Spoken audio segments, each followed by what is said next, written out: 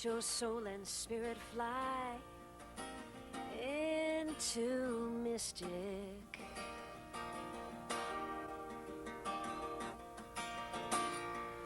Let your soul and spirit fly into mystic.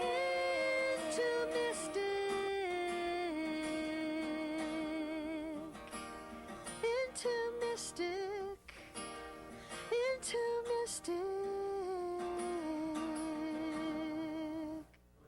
Good evening and welcome back to Mystic Matters. We are the Greater Mystic Chamber of Commerce. Good evening, Tricia Walsh. Good evening, Suzette. And we had a fabulous weekend, the art festival.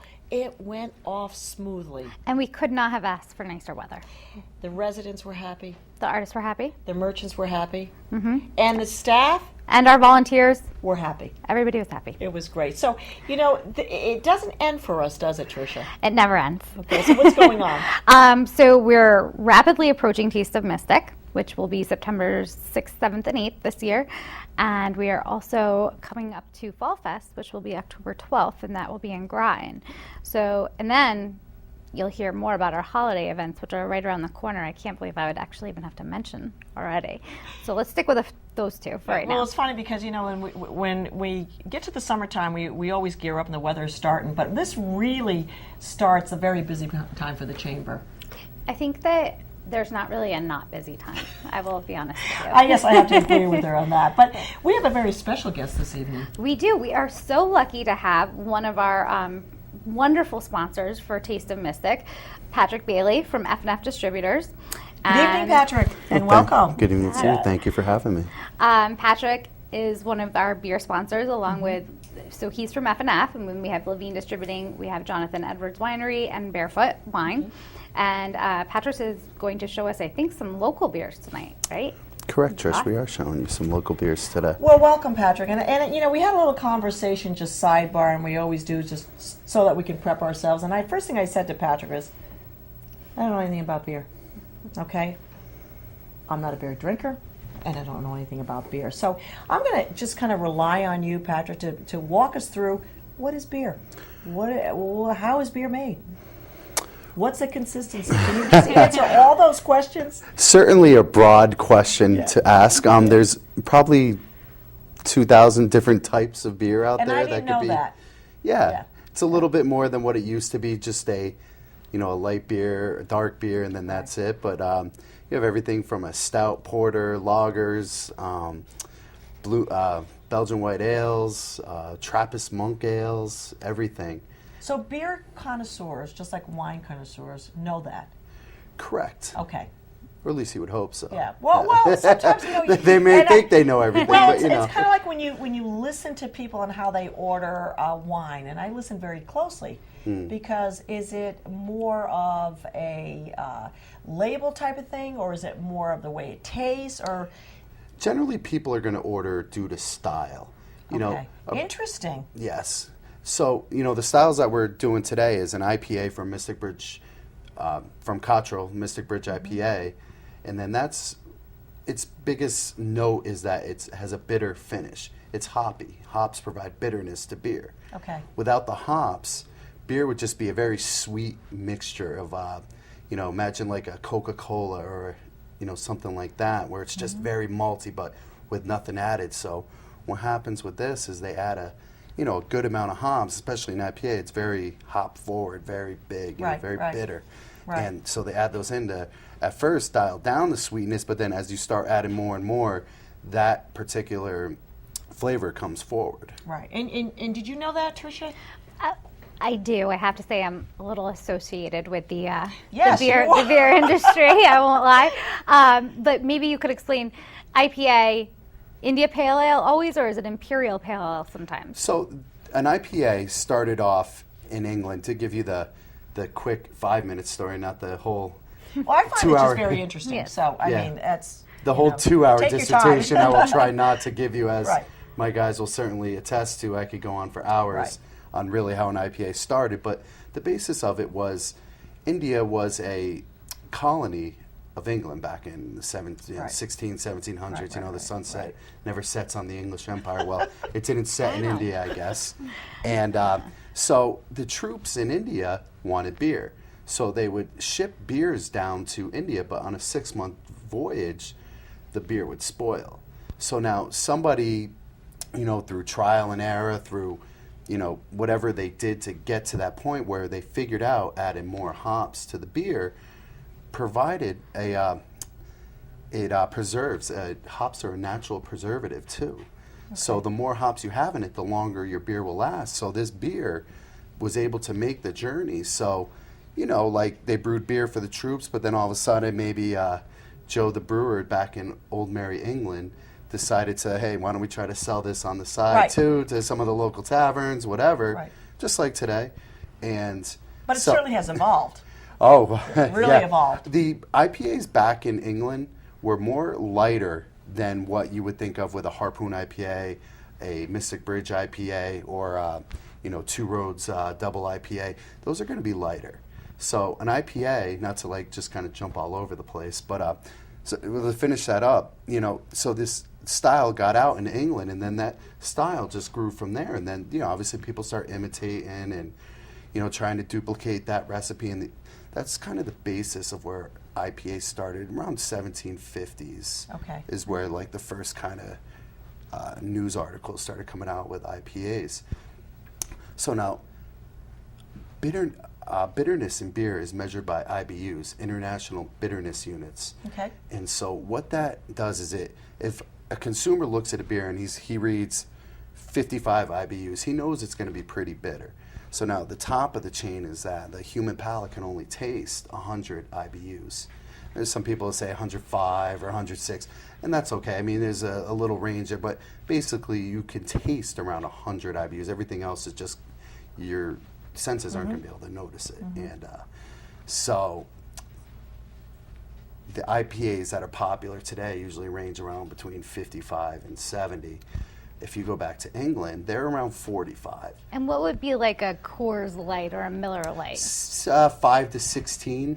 Okay. Okay. I So think a Miller big Lite is difference. around the 16. I don't know exactly, but I know Miller Lite provides a little more hoppiness due to its triple hop factor that they do. And so they're a little bit hoppier on the light beer segment, but around 5 to 15, 16 would be your general range. So what is your beer of choice, Patrick? My beer of choice, I'm a stout and porter guy. Okay. A nice Guinness is I'll tell you what, it's... I kind of summed you. I mean, I'm not a beer connoisseur, but I kind of summed you up. I guess I looked the part, yes, it's... Which I think is great, but when you said stout and, Guinness, I thought, okay, great. It's... I'll say this about Guinness. It looks the part, it tastes the part. It's from Ireland, so although I'm Portuguese and Italian, I know my grandfather will be watching this, so I got to give a shout out to them, and no, it's one of the best beers out there, and it always has and always will be. Okay. So Tricia, I know that I've seen Josh and you're very much beer connoisseurs. What is your preference? I am a huge IPA fan. And why? I like the hoppy beers. I think it has Okay. a great flavor. They tend to be a little higher in alcohol, which I feel like is more bang for your buck. And the Mystic Drawbridge Pale, this one is probably one of my absolute favorite beers. Okay. And So I you like brought supporting Tricia's local. Right. And let's That's talk it. a little bit about Yeah. that. I think Patrick. it's important to touch on F&F being a local company and then also carrying local products. Right. I'm glad you asked that because that's very important for everybody around here, and I'll tell you why. One of the things you asked about F&F, F&F started in 1947 in New London, the same spot they are now Yes, they're on exact same Eastern spot, Avenue, right. by my owner now, Eric Filardi's grandfather, Anthony Filardi, in 1947. And Eric, from his grandfather down to Eric, has been involved in, you could attest to how many local events we're always there. He puts me out, he puts our other guys out there. We donate money, we donate our time, we donate our force, we do whatever we can do to really help out in the community. That being said, what we kind of felt, and we kind of took up this initiative, we took up this initiative in April, May. They had a Connecticut Beer Week. So right now, Connecticut is the 49th state beer drinking per capita. So that puts us right in front of Utah Wow. for people who drink beer. And So this doesn't appeal to a lot of our demographic beer. Right. Really? There's two reasons. Well, there's one main reason. Maybe it's a lot of people aren't knowledgeable about beer. They're afraid to try. I don't know the exact reason, but unfortunately, and we are trying to bring awareness to what Connecticut has become on the local brew scene. We have 19 local breweries. And what these local breweries do is they provide jobs to the community. Oh, absolutely. You know, Right. it's to that right there being said. I mean, whether you're building the brewery, you're brewing the beer, you're cleaning the floors, you're selling the beer, you're working the telephones, whatever you can do, they're providing a job for it. And what it does, you know, they pay their taxes to the state. I mean, there's just so much influx that a local beer does to you. And one of the main factors it brings in, what I've seen through my travels, and I've been in the beer business for 11 years now, is there's some great beer halls out there. I know Harpoon Brewery out of Boston, Massachusetts has one, and I mean, it's phenomenal. And what I noticed was, I was sitting there talking to some people, and it wasn't just local people going, they were bringing in tourists to the area too. People that may have had their beers outside of the state, you know, hey man, I want to go check And out. try this. Yeah. Yeah. Absolutely. right. These that was two, my birthday present one year. We went on the Yep. whole brewery. Right, Yep. right. and these two breweries right here also provide tours to the facilities.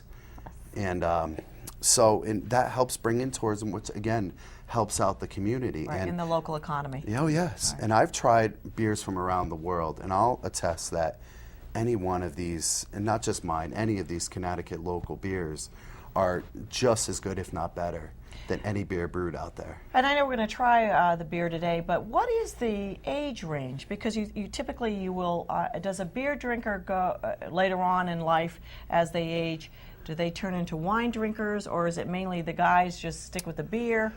I mean, what age are you talking? What's the generation that drinks this type of beer? As of Beer right in now, general. it's starting to become everybody's drinking beer. My grandfather drinks beer.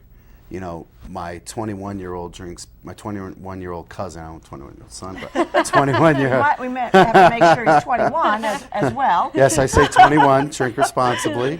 I'll always say that, and we always preach that. Yes. You know, anywhere your main craft beer drinker used to be starting off around 30 years old. You know, they made the progression from Coors Light, Miller Lite, Keystone Light, you know, the college cheap beer, and Right. And then they started to progress. And then back 15 years ago, there was only a couple different craft beers to really make the jump to. You had Sam Adams, you had Harpoon, Otter Creek, Long Trail, a couple others. So there was a very limited supply. But if you look at a package store, a bar nowadays, the craft beer has just exploded to where, I mean, I think 25% growth last year. Wow. Yeah, and the trends just keep continuing. And the good thing is they're still drinking mass domestics too, like Coors Light, Miller Lite. So, So this is really evolving, and it's continuing to grow at a pretty fast pace, it sounds like. I could tell you the last 5 years has been tremendous.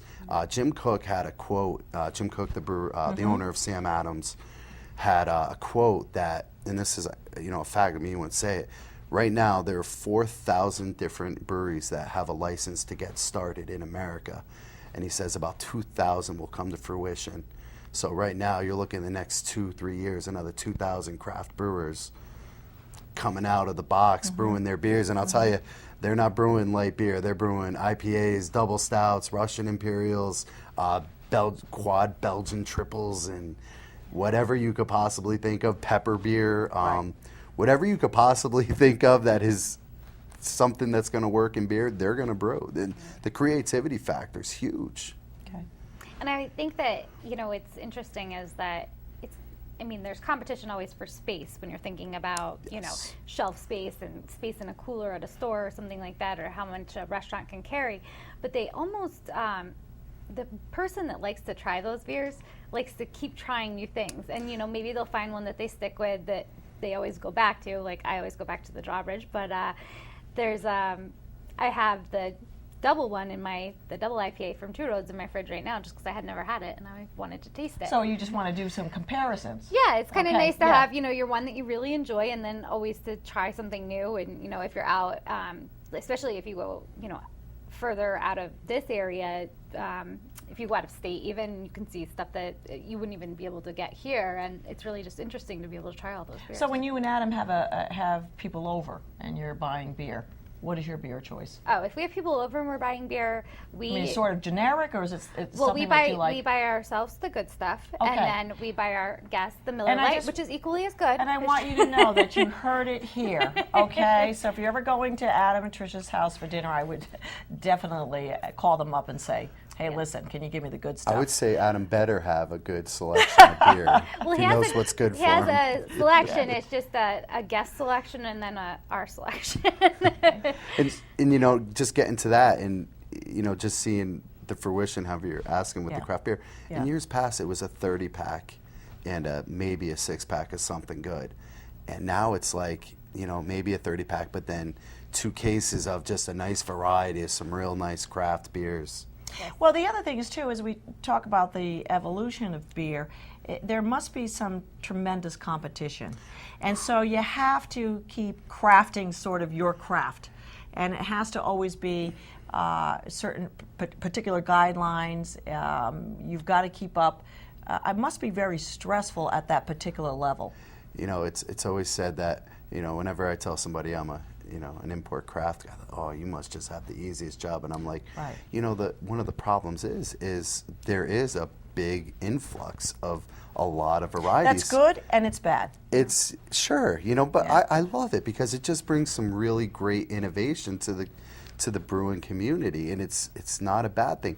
However, one of the biggest things that, you know, we have, any new brewer has, it's really getting that beer in people's mouths, because let's face it, these craft beers don't have the budgets to do a Right. Super Bowl commercial. Right. You know what I mean? And Right, just have right. it out there. So they really got to go grassroots and, you know, go to your local package store and your local bar and say, Or do Taste of Mystic, for instance. Both those do taste, yep. Well, and I have to beers. say the local. local community is I mean, any time that F&F and Levine, I mean, people want to support.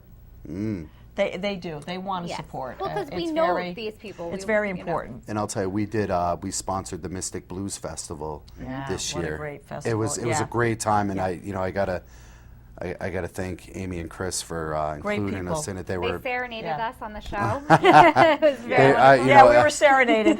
I can never thank them enough, and I look forward to next year. But you know, we had brought two of the beers, Cottrell and Mystic Bridge, you know, Mystic beer, and we brought in. I'll tell you what, we sold a lot of those 2 beers. I mean, the community that was there was just like, you know, great Cottrell, Yeah. Mystic Bridge IPA, and A lot of buzz yeah. around that. So tell us about, why don't we start with the tastings? We Right. don't want to run out of time Oh, and not yes. get Right. to drink. We could talk all and- day about beer, as we know. Is there, when you open up these beer bottles, is there a certain way that you have to open them up? Sure. I mean, there is you know, it's funny. I just did a. Patrick, I'm over 21. Oh, I was gonna card you. You look kind of young. Just so you We know. were. I just give a training seminar to some employees, and you know, I do a. Yeah, sorry. No, I didn't bring coasters, so. That's okay. We're going to get a close-up Well- here. That's all right. And just tell us what we're tasting, too. Yeah, a little bit about the companies. Okay. Well, I was just telling you. You know, I actually have a segment on how to open a beer. Well, very simple. It's just, I mean, it's a question You don't that use I your think. teeth. Right. I know Well, you know that. what's funny? In the slide, I had a guy with his teeth trying to open up a bottle. So Maybe that's after a couple of these beers you do that, but not here on Mystic Matters, Mm. okay? We try to keep it wanna- classy. Right, we want to do. watch a Yeah. beer guy chip his tooth for my next trick. So yeah, I guess I'll get right into the. Yeah, tell us what okay, we're tasting. so the Just- first beer that we have is Mystic Bridge IPA. Okay, just hold on, and Frank's going to kind of get a close-up of that, too. And that's in a short bottle.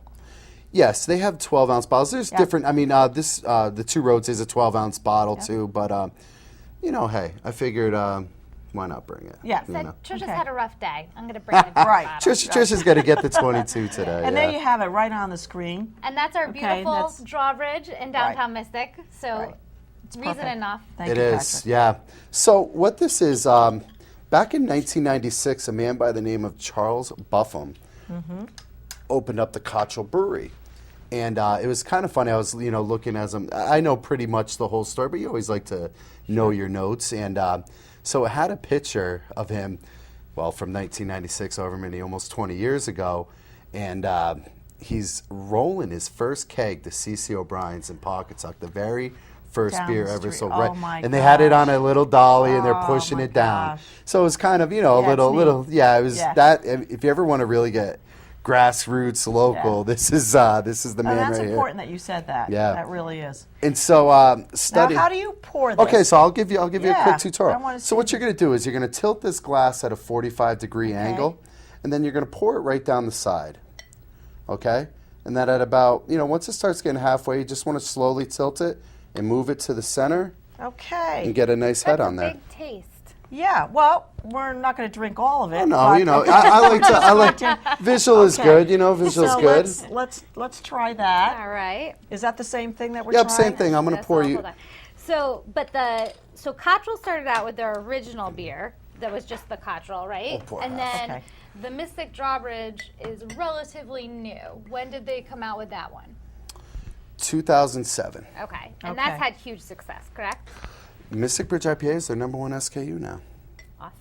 All right, so here we go. I guess, do you say cheers like in everything else? Sláinte, the German word. Sláinte. Sláinte, Okay. okay. Notice. No, that's the Irish. Okay, so German how is do you drink Prosit. this? Just Just put it. I have just, my pinky. Listen, I I'm have sorry, my I didn't even pinky. I could. I didn't Sorry, even ask. Patrick. I just started drinking. So okay, Tricia, on the let's other hand's ready to let's- guzzle, and I well- have my pinky out.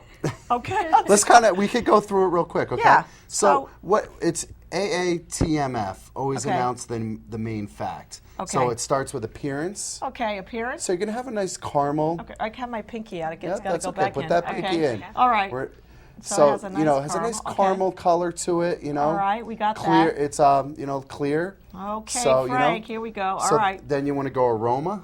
Aroma. You smell that hop floralness in it, a little bit of caramel Oh, notes yes, to you it. do. And then Okay. the best of all, the taste. The And so now taste. when you taste, you don't swish because there's carbonation in it. Yeah. You just kind of like suck it through your teeth a little bit. Okay. When you're doing when All you're right. trying to get the, just kind of suck it right Right. through your tongue. Tricia, don't guzzle. That's guzzling, Trish. And so what that does now, you're This is fantastic. I think this is my first beer ever. see, we got you already. Put the pinky delicious. back in. And This is very good. I'm so gonna you're take getting a another lot of taste. a lot of caramel notes in there. The hop floral bitterness at the end, and then favorite. you get your mouthfeel. Like, what is it? Is it medium bodied? Is it light bodied? Is it full? This is more of a medium. Something right down the middle. Yeah. It's not a I don't Coors have Light. anything to compare it to, but it's Yep. fantastic. And then the finish. So oh, the finish. Oh, it's well. bitter. A little balance At least between like the an malty. aftertaste Yeah. that's a little bitter, yeah. Okay. It's going to be more on the bitter side. Being an IPA and all. So Okay. it's a so fine let's interpretation. move on to the other one. This is very good. Well, thank you. Very, very good. Okay. So now, as we talked about IPA, Churros glass. we have now a double IPA. In layman's terms, it is IPA on steroids. Everything Okay. is doubled. So double All the right. hops, double the malts, double the alcohol.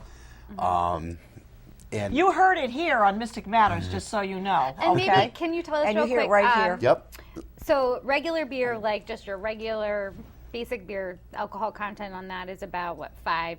a regular IPA is around 5.5 to 6. And then, so when you're talking about more alcohol, you're looking at what? I've seen a double IPA. Usually the low range is about 7 up until about 10, 11. Yep. And this is 7.6, so a little bit on the low range, but at 7.6, it's gonna Yeah. provide you a little bit of punch. And so as I'm pouring, I'm gonna, if you don't mind, I'll tell you about Two Roads. Oh, no, Brewing absolutely. Company. No, Yeah, I'm absolutely. really interested Yeah. to hear about this. Okay, They're so new. Two Roads started in December, and I This believe, past December Yep. of 2012. yeah, Wow, okay. What's that little crackling noise we're hearing here? It's just That's like metal, all I right. think. yeah, Okay. no breaking, don't worry. Okay. about it. So it started in December by a man named Brad Hiddle. And Brad Hiddle used to be a chief marketing officer for Pabst Blue Ribbon and Rolling Rock back in the day. And he left PBR in 2010 and went in the search of a craft brew, and searched and searched and found an old factory in Stratford, Connecticut. And I will tell you what, I think he put $19 million into this brewery. Oh my gosh. Yeah. Yeah. And, they do a lot of contract brewing where some of the craft beers that can't handle big productions but are big enough to kind of spread out, they send him their ingredients and he brews beers for them.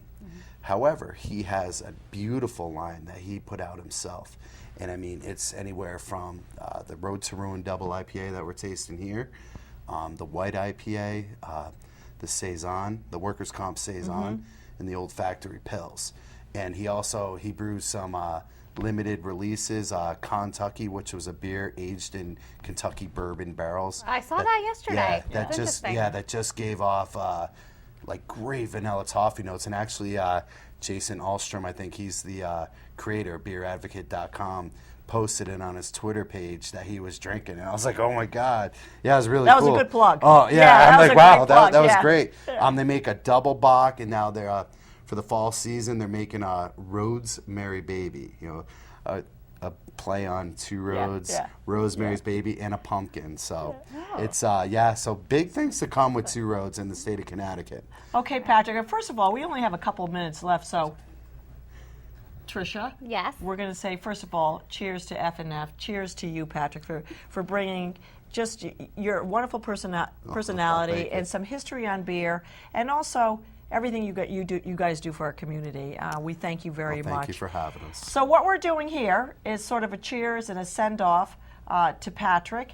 So give me those A's again, or whatever we had to do. It was Let's see. appearance? Appearance, Yeah. Okay. aroma, Aroma. Okay. taste. Taste. Ooh, nice. Tricia? Very good. You can Okay. taste that. You can taste that, huh? A little bit Cheers. more, huh? So, Patrick, do you guys have, beyond Taste of Mystic, is there anything that we should know that you're involved with coming up? You guys doing any beer dinners? Nothing? Well, keep your eye. You know what? If you We're always out. You know, Okay. the thing You'll is always see them. they're so Yeah. numerous, and Yeah. I don't want to leave anybody out, or Absolutely, I so understand. we'll be at the Taste of Mystic, and the great thing now that you say that, Two Roads will be down there with their Yeah. Rosemary Baby pumpkin that I talked about. Yeah, fantastic. Their Road to Ruin Double IPA. Cottrell will be there, the Old Yankee Ale, and the Mystic Bridge, and then we'll also be pouring Coors Light and Blue Moon, our two major brands. Well, thank you very much, Patrick. Continue to support all the local businesses, the local breweries, and I tell you something, once again, Patrick, thank you so much. Thank you. We are Mystic Matters, the Greater Mystic Chamber of Commerce. Good evening. Soul and spirit fly into mystic.